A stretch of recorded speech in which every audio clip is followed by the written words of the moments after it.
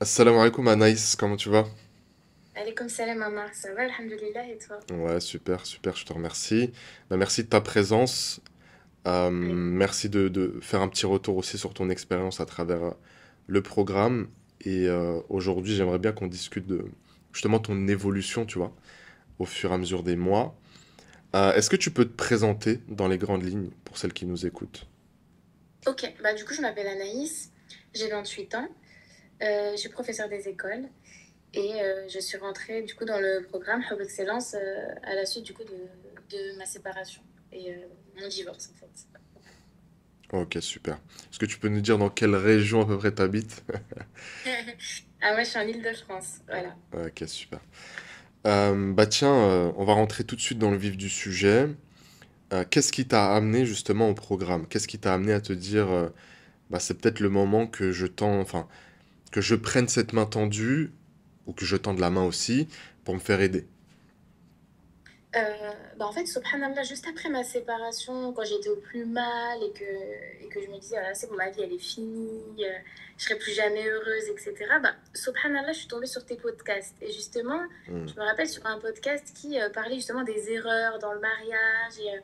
Et c'était un peu aussi ciblé sur les femmes. Tu vois, le fait bah, de pas forcément comprendre l'homme et faire des erreurs, en fait hmm, d'interprétation, etc. Et en fait, je me suis reconnue. Vraiment, je me suis reconnue. Et en plus, tu sais, c'était pendant la période de négociation dans la séparation. C'est-à-dire qu'on venait de se séparer, mais monsieur essayait toujours... Enfin, il nous proposait des choses pour qu'on essaye de se rabibocher. hmm, Et justement, moi, j'étais tombée sur ton podcast et je me disais, non, mais en fait, c'est mort. On a commis trop d'erreurs. Il y a trop de limites qui ont été franchies. C'est plus possible, quoi. hmm. Donc après, la période de négociation, elle est passée. Et j'avais clairement compris que c'était terminé. Mais j'étais dans une période où bah, j'étais très triste, je pleurais beaucoup, j'étais très nostalgique de mon premier mariage, parce que forcément, quand tu vis tous les jours avec une personne, on s'habitue à un certain rythme, etc. Bien sûr. Et j'avais du mal à tourner la page, en fait. Des fois, j'étais tentée de lui envoyer des messages, de lui donner des informations sur moi, et en fait, c'était très toxique parce que ça mettait pas un vrai point d'honneur à notre relation. Hmm, Et donc, du coup, j'ai pris sur moi, je me suis dit, écoute, Anaïs, en fait, c'est fini, c'est définitivement terminé, il faut que tu tournes la page, et voilà. Et en fait, chaque matin, bah, quand j'allais au travail, j'écoutais tes podcasts, je regardais tes vidéos, je me disais, mais Amar, en fait, il a trop raison, ses conseils, c'est trop intéressant. Et ça m'a vraiment aidé à, tu vois, sortir la tête de l'eau, à garder le cap aussi, tu vois, avoir le courage de pas retourner dans ce passé, de pas forcément envoyer de message à mon ex, et tu sais, d'avancer. Mais je sentais que c'était pas suffisant. C'est-à-dire que ça m'aidait, mais j'avais vraiment besoin que ce soit ciblé sur moi, ma vie, et que ce soit vraiment personnalisé. ouais. Et du coup, bah, quand j'ai vu ton programme, moi, je me suis tout de suite dit, oh là là, il faut vraiment que je me lance, ça doit être trop bien et tout.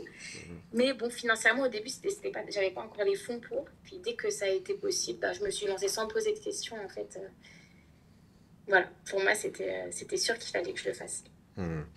Du coup, donc si je résume, t'étais dans une phase donc de séparation où il y avait enfin, un petit peu d'hésitation, tu savais pas trop comment te Oui. positionner, tu t'es dit ouais, j'ai besoin de me faire aider. Est-ce que tu peux m'en dire plus un petit peu sur cette relation? Qu'est-ce qui, maintenant, avec le recul, selon toi, vous a mené justement à la séparation et puis au divorce? Bah, en fait, plein de choses. En fait, c'est multifactoriel et je dirais que la base des bases, je pense que c'est l'intention qui était pas bonne, en fait. Hmm, C'est-à-dire que moi, j'ai grandi dans une famille où bah, ça n'allait pas du tout entre mes parents, en fait. J'ai grandi dans un environnement familial où mes parents, ils se disputaient tout le temps. Euh, En fait, je savais pas ce que c'était un couple. Moi, mon père, il a jamais été violent physiquement avec ma mère, mais il l'a été verbalement. C'est-à-dire qu'il l'insultait souvent, il la rabaissait, il la critiquait. Puis ma mère, elle s'est jamais comment dire, elle était très soumise en fait, elle disait amen à tout et même je me rappelle que pendant notre période adolescent, avec mon grand frère du coup qui a des années plus que moi, on l'avait pris entre quatre yeux, on lui dit maman tu peux plus subir tout ça, fais quelque chose, divorce, on va te soutenir, on est là et tout, mais elle a jamais eu le courage de passer le cap. Et donc en fait moi je suis la deuxième d'une fratrie de trois, donc je suis un peu au milieu, je dirais qu'on oublie un petit peu, c'est vrai. Et, euh, et en fait, je souffrais beaucoup de cette situation. Et en fait, j'ai voulu très rapidement partir. Moi, mon objectif numéro un, c'était de partir. Voilà mon intention, en fait, qui n'était pas forcément la bonne. hmm, Donc, un potentiel prétendant s'est présenté à moi, j'ai pas du tout cherché à savoir s'il avait des bonnes valeurs, si c'était quelqu'un de bien. J'ai foncé tête baissée en fait. À côté de ça, c'est ajouté le fait que. Donc en fait, moi j'ai toujours été un peu en surpoids, du coup, dans mon enfance. Et à un moment donné, j'ai changé d'école au CM2, justement. D'accord. Et j'ai vécu beaucoup, beaucoup d'harcèlement scolaire où ça a été très, très, très difficile pour moi. J'en parlais pas parce que j'étais jeune et je pensais que vraiment c'était moi le problème. Et, euh, et en fait, je me suis renfermée sur moi-même et j'ai juste attendu que ça se passe, en fait, sans jamais en parler à personne. Ce qui a fait que dans ma tête, j'étais conditionnée à me dire, bah, je suis horrible, personne ne voudrait jamais de moi, je me marierai jamais, etc. Hmm. Donc, ça aussi a fait que quand le premier venu s'est présenté à moi, bah, je me suis dit, bah, en fait, dans ma tête, je me disais, mais en fait, marie-toi parce que tu te marieras jamais, personne ne voudra de toi. Ouais, Et donc, c'est ce qui a fait que je suis tombée sur un très mauvais profil d'homme. Voilà. d'accord, ok. Donc problème, gros problème aussi Mm. d'estime du coup. Ah oui, oui, oui, c'est aucune estime de moi, vraiment aucune. Hmm. Ok, c'est intéressant. Et tu parles de mauvais profil. Est-ce que dans les grandes lignes, tu peux nous dire, par rapport à ta relation en tout cas, c'était quoi ce profil d'homme qui était en face de toi? En fait, dès les premières. En fait, j'ai rencontré très jeune, j'avais 15 ans. D'accord. Et en fait, on était en relation à distance. Et très très vite, en fait, il était très contrôlant. Hmm. En fait, il contrôlait même mon trajet lycée, maison. Enfin, si je mettais une minute de plus, il cherchait à comprendre pourquoi. Euh, Ah oui. il m'insultait aussi, il était très colérique, il se mettait très en colère. Et en fait, moi, je trouvais pas ça pas normal. En fait, dans ma tête, je me disais, bah, c'est un problème de couple, lambda. Parce que Hmm. j'ai toujours vu mes parents communiquer comme ça. Et mon père était aussi très sévère, très contrôlant. Donc pour moi, finalement, c'était un peu la continuité de un peu l'éducation de mon père, quoi. Et donc je m'en rendais pas compte. Et donc ensuite, voilà. Donc déjà, à distance, c'était compliqué. On se disputait souvent. Lui, il était violent verbalement, mais moi, bon, je voyais pas les signes, en fait. Et une fois où du coup qu'on s'est mariés, bah, il a continué à être très violent verbalement. Donc moi au début, comme comme c'était vraiment une de mes valeurs, le respect, bah, en fait mes premières réactions c'était juste de pleurer, de baisser la tête et Hmm. de rien dire.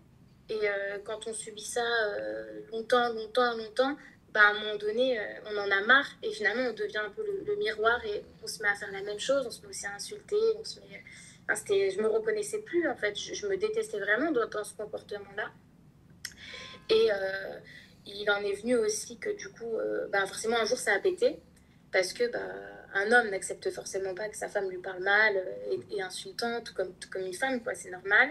Et en fait, il y a un jour où forcément ça a dégénéré, il a été violent physiquement.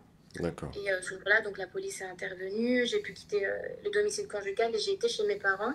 Euh, donc, on a eu un enfant aussi ensemble et il avait 3 ans pendant les faits. Et, et en fait, je me suis rendu compte que c'était pas la première fois qu'il était violent physiquement, mais en fait, c'était juste tellement bien dissimulé, il s'excusait. Enfin, et moi, je me rendais pas compte en fait, alors qu'il y a eu des petites choses où par exemple, il me poussait, il me pinçait, des choses où je me rendais pas compte en fait. Et le jour où justement, ça a été la claque de trop, je me suis rendu compte qu'en fait, c'était pas la première fois et qu'en fait, il était violent, quoi. Que c'était vraiment un homme violent. Hmm. Est-ce que À côté quelque de. part, excuse-moi, est-ce que quelque part, tu t'as pas décidé toi aussi de faire un peu l'autruche parce que peut-être tu l'aimais sur ces actes de violence qui étaient peut-être pas aussi gros que celui-ci, que le dernier? Ah oui, ça c'est sûr qu'il y a ça qui va avec. C'est-à-dire que moi j'avais très peur de me retrouver seule. Hmm. Euh, Comme je me disais que personne ne voulait jamais de moi et que là je me disais, bah tiens, t'es mariée, t'as de la chance en fait déjà d'être mariée, d'avoir un enfant, un foyer, de Ouais. quoi tu te plains. Enfin vraiment, c'était vraiment ce que je me disais dans ma tête. Et très peur d'être seule. Et ouais, il y avait aussi les bons côtés à côté. Donc forcément, je faisais oui l'autruche et j'étais vraiment dans le déni de tout ce qui se passait. J'avais pas la vision globale de la relation. Hmm. D'accord. Et donc il y a eu cette période-là, il y a eu ces violences-là. Au bout de Mhm. combien de temps t'as décidé vraiment d'agir sur ta propre vie sentimentale? Du coup, je suis partie au mois de mai 2023, donc c'était il n'y a pas si longtemps. Mais Mais j'ai tout de suite décidé d'agir sur ma vie sentimentale en me disant que je méritais mieux, que c'était pas normal. Et puis je pense que la force que j'ai trouvée en moi, c'était surtout par rapport à mon fils. Hmm. Et le fait d'avoir grandi dans un environnement aussi toxique, je me suis dit, c'est hors de question que je répète la même chose pour lui. Je veux absolument pas qu'il continue de subir ces violences, ces disputes, enfin qu'il en soit témoin. Et en fait, ça a vraiment été mon moteur. Et pour protéger mon fils, en fait, j'ai fait tout ce qu'il fallait pour m'éloigner définitivement de cette relation-là. Et donc tout de suite, j'ai essayé de me remettre en question, j'ai essayé de voir quelles ont été mes erreurs, Hmm. donc dans le choix de partenaire, dans le fait d'être restée malgré des faits graves. Et donc j'ai tout de suite rebondi. Sur ça, je suis quand même assez fière de moi. Ouais, franchement, tu peux, parce que souvent ce qu'on entend, et tu le sais, hein, c'est moi j'ai décidé de rester pour les enfants. Mhm. Mais Oui, c'est vrai. en fait, souvent ça c'est une fausse excuse. On, on utilise les enfants, parfois, souvent, pour se cacher en fait, et pour se dissimuler derrière un manque de courage. Parce que ça demande du courage hein, de partir. Parce que forcément, il y a, comme tu le disais tout à l'heure, il y a des années de vie, il y a des sentiments, il y a plein de choses. Et on utilise les enfants comme bouclier. Là où justement, comme tu l'as fait, on devrait se poser cette question, est-ce que je suis en train de vraiment les protéger là? Clairement. Donc franchement, bravo pour ça. Merci. Et est-ce que tu peux me dire du coup, comment est-ce que tu t'es vu évoluer du premier jour du programme? Donc il y a le moment où tu prends l'appel, et puis tu décides de te lancer. Et puis après, comment est-ce que tu te vois évoluer? Ça a été quoi les changements les plus conséquents dans ta vie jusqu'aujourd'hui? Raconte-nous un petit peu le parcours. Alors, mon premier appel avec Khadija, je m'en souviendrai toujours. Hein, ça a été très difficile. D'ailleurs, je la remercie parce qu'elle a été très patiente, très à l'écoute. Alors que moi, j'étais en pleurs, je débitais énormément. Et en fait, des fois, dans ma tête, je me disais, mais est-ce qu'elle vraiment, elle m'écoute? Est-ce que vraiment, elle arrive à suivre et tout? Mais Khadija, elle a été top. Elle a vraiment été à l'écoute. Et donc, la première séance, pardon, ça a vraiment été un moment où je me suis un peu vidée de tout ce qui n'allait pas. Hmm. Et après, dès la deuxième séance où on a commencé à faire revenir sur le passé, écrire une lettre à notre mère, à notre père, etc. Moi ça m'a vraiment, j'ai vraiment vu que ça m'avait aidé à ce moment-là, tout de suite en fait, parce que je me rendais compte en fait que j'avais ce potentiel en moi de pardonner, d'accepter mon passé en fait pour aller mieux, pour aller de l'avant. Hmm. Et, euh, et en fait, quand on a décortiqué tout ça avec Habitat, déjà, ça m'avait donné un grand coup de boost en me disant, mais en fait, je suis pas fautive, en fait. Moi aussi, j'étais un peu enfin, j'ai subi un peu les dommages collatéraux, quoi. Et voilà, donc déjà, il y a eu ces premières séances qui s'étaient vraiment axées sur mon passé. Ensuite, avec Khadija, on a tout de suite entamé tout ce qui était restaurer l'estime de moi, ma confiance. Et je me souviens que la séance qui m'avait vraiment marquée, c'était quand Khadija m'a demandé mes valeurs. Et moi, je suis un peu restée. Quand je me suis mis face à ma feuille d'exercice, je suis un peu restée. Comment dire comme si c'était un peu le syndrome de la page blanche. Je me disais, mais en fait, c'est quoi mes valeurs? Et en Hmm. fait, je les connaissais même pas. Je connaissais même pas ce que c'était une valeur, ni même quelles étaient les miennes. Et en fait, de les avoir définies, bah, j'étais fière en fait de me dire, mais en fait, oui, t'as plein de valeurs et t'as de la valeur et t'es quelqu'un de bien, etc. Et déjà, ça m'avait donné un énorme coup de boost. Et, et du coup, je me suis tout de suite rendu compte, enfin, comment dire, c'était, ça a été un point en plus pour me dire qu'en fait, dans cette relation-là, c'était pas moi qui était pas bien, c'était pas moi qui faisais pas bien les choses. Parce que j'avais tendance aussi à me mettre beaucoup trop en question et accepter trop de choses, du coup. Et suite à ça, du coup, avec les exercices quotidiens aussi, parce que moi, j'ai établi aussi mes défauts ce jour-là. Hmm. Et je me suis rendu compte que j'étais très émotive, mais aussi très impulsive et susceptible. Et avec Khadija, on a pu vraiment travailler sur ma susceptibilité. Et moi, j'ai vraiment vu la différence. C'est-à-dire que quand je faisais mes affirmations positives le matin, ça m'a vraiment aidé à travailler sur ma susceptibilité. Et j'en suis vraiment venue à me dire que peu importe ce que les autres pensent de moi, en fait, je connais vraiment ma valeur et ça ne m'atteint pas. Parce qu'avant, j'étais tellement susceptible au point que quoi qu'on me dise, je me remettais en question, ou je pouvais ressasser pendant des jours et me questionner, est-ce que vraiment je suis comme ci, est-ce que... Enfin voilà. Donc j'ai vraiment travaillé sur ma susceptibilité. Et après, Je dirais que le troisième axe important, ça a été aussi de définir mes objectifs, Hmm. de vraiment d'aller de l'avant. Et voilà, on n'était plus du tout tourné vers le passé, mais plus vers l'avenir, où, euh, où justement j'ai pu bah, reprendre une activité physique, du coup, pour booster un peu mon amour, l'amour de soi. Et ce qui m'a aussi permis d'arrêter les antidépresseurs, parce qu'à un moment donné, ça a été tellement compliqué, judiciairement parlant, etc., que j'avais pas le choix que de prendre un traitement, malheureusement. Mais Alhamdoulilah, c'est derrière moi et j'ai vraiment pu remplacer par le sport, donc ça c'est top. Professionnellement parlant aussi, j'ai des perspectives d'évolution au niveau de ma carrière. Euh, voilà, je crois que ça c'était les deux grands objectifs que je me suis fixés pour le moment et je les tiens, donc je suis contente. Hmm. Non, c'est super, franchement, tu peux être vraiment, vraiment fier de toi. Parce que, et tu vois, ben, tu sais, parfois on a des femmes au téléphone qui veulent aller de l'avant, qui veulent voilà, rencontrer quelqu'un, se mettre dans les meilleures dispositions, etc. Mais qui ne veulent pas faire le travail justement sur, sur le passé, tu vois. Ah, c'est très Et important. c'est impossible. Non, On a besoin de se réconcilier avec ce passé-là, on a besoin de penser les plaies pour avancer. Et ça, tu l'as très très bien fait. Et puis, bah, comme totalement d'accord. tu le décris, bah, ça a eu un impact sur plein d'aspects de ta vie, donc ça, c'est super, je suis content, tu vois. Oui, oui, vraiment. Un gros impact. Et je suis Nickel. très contente et très fière de moi aussi. Ouais. Est-ce que ça, c'est quelque chose que, quelques mois en arrière, tu pouvais verbaliser, je suis contente, fière de moi? Ah non, jamais.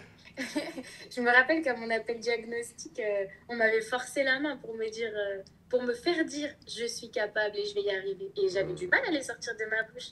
Alors qu'au jour d'aujourd'hui, bah, ça vient de moi-même et c'est très spontané. Ouais, c'est super.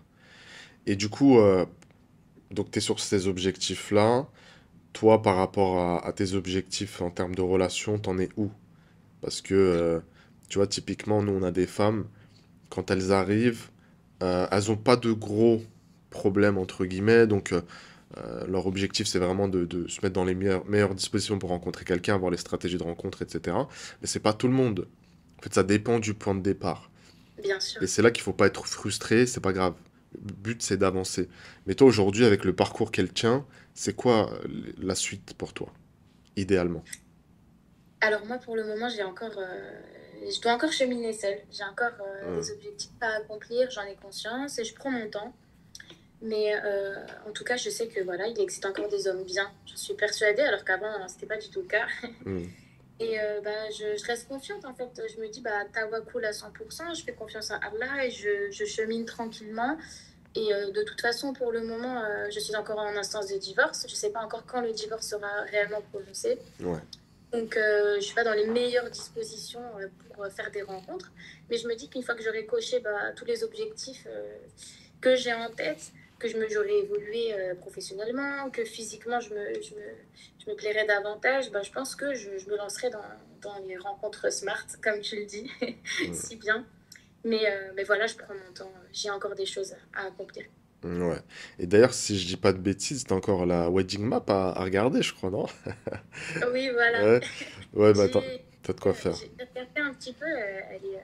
Elle est vraiment très garnie. Je suis contente. Enfin, j'ai hâte en tout cas de pouvoir travailler sur la wedding map. Bien sûr que c'est aussi un de mes objectifs avant Ouais. de me lancer dans les rencontres. Ouais. Non, je suis content parce que souvent, on a l'impression que quand on n'est pas en couple ou quand on chemine pas en ce sens-là, ben forcément on doit être frustré, on doit être pas bien. Alors qu'en fait, on prépare juste le terrain, tu vois. Et c'est ce que tu es en train de faire. Donc je suis content. Et puis oui, effectivement, avec la wedding map, t'auras de... t'auras de quoi faire, Inch'Allah. Oui, C'est c'est top. sûr. Mais en tout cas, ouais, t'as des objectifs qui sont clairs. Et il faut par moment aussi apprendre à être égoïste. Et de ce que tu me dis, c'est pas forcément quelque chose que t'as beaucoup fait, toi, dans ta vie. Exactement, c'est que je me suis toujours fait passer en dernier. Hmm. Et justement, là, je savoure le fait d'avoir du temps pour moi, de prendre du temps pour m'accomplir, pour faire les choses qui me plaisent. Et justement, ça me fait du bien. Et comme je suis bien dans cette phase-là, justement, où je suis un peu égoïste, Ouais. bah, je ressens pas du tout de frustration ou de me dire, bah, tiens, pourquoi je suis pas en couple alors que j'ai fait comment dire, le coaching, etc. Non, franchement. Hmm. je suis bien, je suis apaisée. Et pour tout te dire, avant de me lancer dans le programme, dans ma tête, je me disais, oui, c'est bon, en 2024, je serai remariée. Je me disais ça. Et, et après, j'avais une petite voix dans ma tête qui me disait, mais attends, tu vas pas trop vite. Et Hmm, finalement, quand j'ai fait le coaching, bah, je me suis rendu compte tout de suite que j'avais plein de choses à faire avant. ouais, Parce que se précipiter dans une relation, c'est trop facile en fait. Les opportunités, on peut en avoir, mais c'est pas forcément les bonnes. carrément. Ça me fait penser, tu sais, on va parler un peu d'actualité là. Il y a le jeune youtubeur qui a grimpé l'Everest là. Et même ça, on en parle un peu partout et tout, Inoxtag. Et le parallèle, en fait, c'est que avant de se lancer, bah, il s'est préparé, tu vois. Bien sûr. Et même si l'objectif, t'as hâte d'y être, en fait, tout le chemin de préparation, tu peux que te remercier parce que c'est ce qui fait qu'après, tu tiens dans le mariage, que tu choisis bien, que tu élèves tes enfants dans les meilleures dispositions, que vous puissiez vraiment communiquer, puis, tu sais, être dans la réconciliation, être dans la miséricorde et tout. C'est un travail et en fait, je veux dire, il n'y a pas de secret si la plupart des gens, parce qu'il faut le dire, aujourd'hui ont beaucoup de mal dans les relations, c'est parce qu'en fait, on ne se prépare pas. Et une Exactement. partie de cette préparation, comme tu le dis, c'est effectivement prendre le temps pour soi, s'aimer, s'accepter comme on est, avancer aussi sur certains points de sa vie. Et puis, il y a un truc qui était intéressant que tu disais aussi, c'est en gros, tu es persuadé qu'aujourd'hui, il y a des hommes bien, tu vois. Oui. Et ça, c'est un des piliers dans le travail qu'on fait, c'est vraiment la réconciliation entre les genres. Parce qu'aujourd'hui, on a l'impression qu'on tend à tout l'inverse. Euh, dans quelle mesure est-ce que toi, le programme, il t'a réconcilié justement avec la jante masculine? Euh, alors, je pense que dans un premier temps, ça a été aussi le fait qu'avec Khadija, on a travaillé sur mettre des limites aux autres et aussi identifier, comment dire, les profils d'hommes toxiques, en fait. Hmm, Et ça m'a vachement aidé parce qu'avant, j'étais incapable de. Enfin, dès que j'avais un petit peu d'attention, bah, je me disais, allez, c'est bon, c'est quelqu'un de bien et je me posais pas de questions. hmm, Alors que maintenant, bah, comme on dit, j'ai un peu les lunettes et je vois en fait tout de suite les red flags et je me dis tout de suite, ah non, lui, c'est pas possible, il y a ce problème-là, il s'est pas encore accompli à ce niveau-là, ou il a telle ou telle blessure non soignée. Donc tout de suite, je me dis, je fais attention en fait. Et, euh, et le fait aussi de mettre bah, des limites aux mauvais hommes, bah, on se rend compte qu'il y en a qui sont bien, oui. mais que pour le moment, peut-être qu'ils ne s'intéressent pas à nous, ou peut-être qu'on n'est pas compatible. Du coup, bah, depuis ma séparation, j'en ai croisé, mais c'était juste que bah, voilà, on n'était peut-être pas sur le pas compatible ou pas au même comment dire, cheminement personnel aussi. Hmm, Donc voilà. Et, et je pense qu'aussi, il y a eu, comment dire, en fait, non, je trouve que l'ensemble du programme est bien axé sur la différence justement entre les hommes et les femmes, apprendre à se comprendre, etc. Et des fois, on pense que quelqu'un n'est pas bien parce qu'on ne comprend pas. Alors que quand on commence à comprendre un petit peu mieux les hommes et comment ils raisonnent, bah, on se rend compte que en fait, c'est nous qui interprétions mal. Donc, voilà. ouais. Non, c'est vrai, c'est important aussi de comprendre. En fait, c'est comme des langues, en fait. Imagine, t'as quelqu'un chez toi, je sais pas, qui parle turc et tu comprends pas le turc.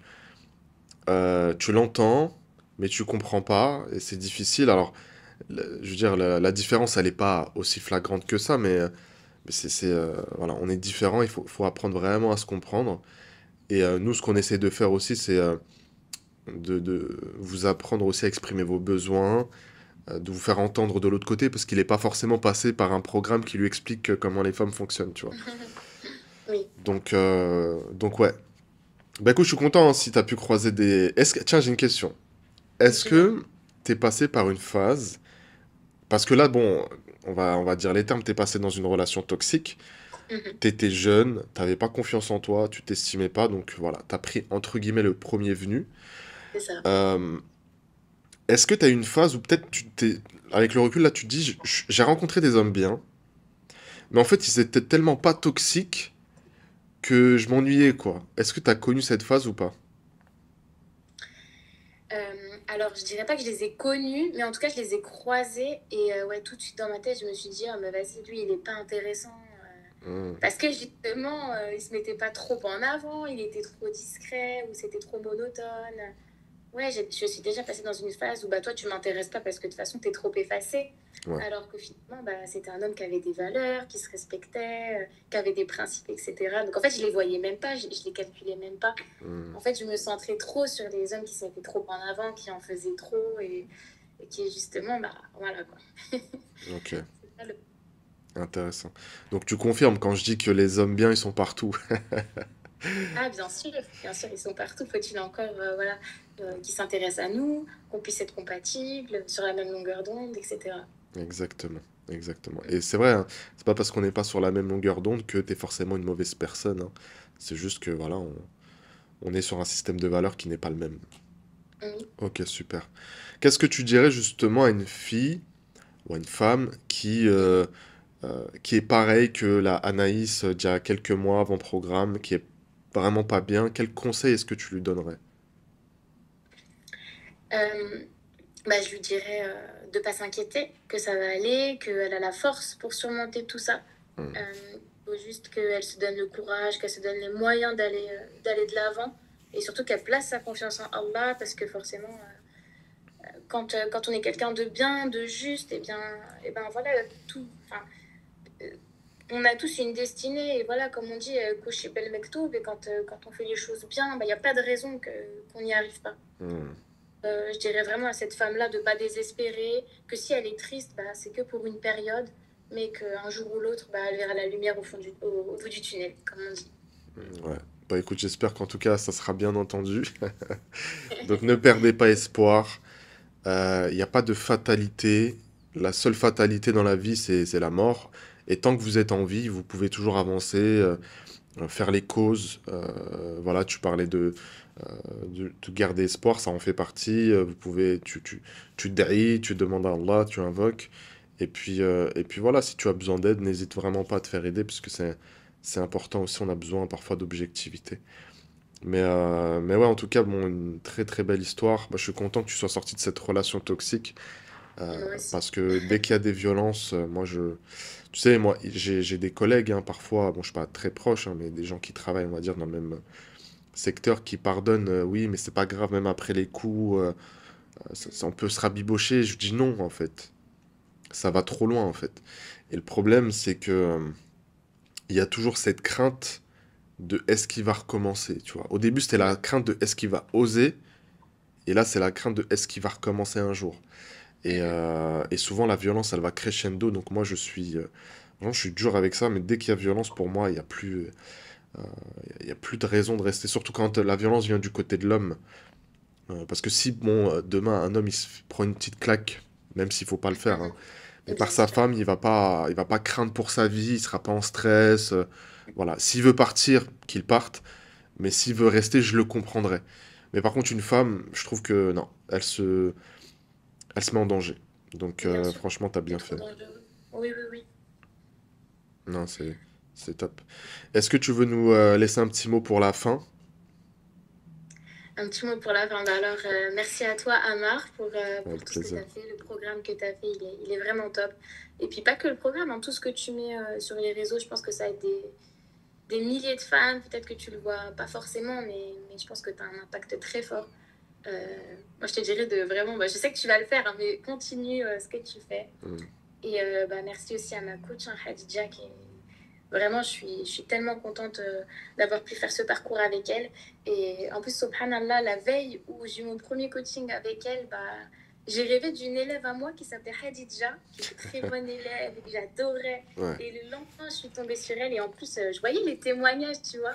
Et Mm. je voyais que Khadija, souvent, il y avait beaucoup de compliments et tout sur elle. Et je me suis dit, ah, tiens, j'aimerais bien la voir. Mm. Donc, un grand merci à Khadija, un grand merci à toi, Amar. Et pour les femmes qui hésitent vraiment à se lancer dans le programme, moi, je leur conseille vraiment, si elles ont les moyens de le faire, d'investir sur elles et de se lancer parce que elles en tireront que le meilleur, j'en suis persuadée. Ouais, Barakallahu fiki, bah nous on est content, elle aussi, hein, quand elle m'a Ouais, parlé de toi, elle était très contente. ouais, c'est parfait. Donc n'hésite pas à nous donner des nouvelles aussi, hein. Avec On grand compte plaisir. sur toi. Tu prends Il n'y soin a de pas de toi. souci. Merci Salam beaucoup, alaikum. Amar. Avec Toi plaisir. aussi. Allez, comme salam.